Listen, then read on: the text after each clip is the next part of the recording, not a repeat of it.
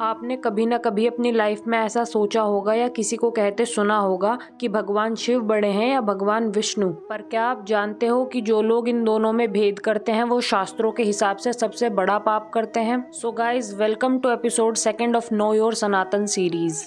भक्ति योग का सबसे बड़ा सत्य यही है कि हरि और हर अलग अलग नहीं है, बल्कि एक ही तत्व के दो रूप हैं। और इस बात को सिर्फ शब्दों ने नहीं बल्कि भगवान ने खुद अपनी लीलाओं से साबित भी किया है। एक बार भगवान विष्णु ने 1000 कमल पुष्पों को शिवलिंग पर चढ़ाकर महादेव की आराधना करने का संकल्प लिया। महादेव ने भगवान विष्णु की परीक्षा लेने की सोची और उन्होंने एक कमल पुष्प वहां से गायब कर दिया। जब विष्णु जी ने ये देखा तो उन्होंने बिना दूसरा पल गवाए अपने नेत्र निकालना चाहा।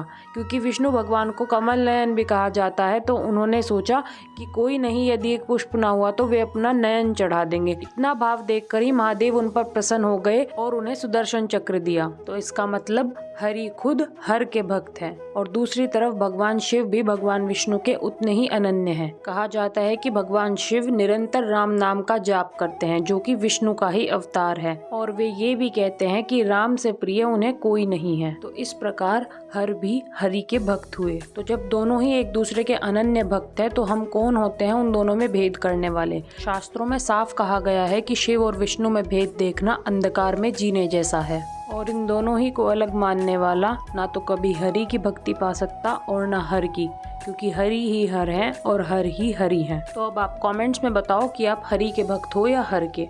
और ये भी कि क्या आपको ये बात पहले से पता थी। और जब यहाँ तक आ ही गए हो तो don't forget to subscribe. Bye bye.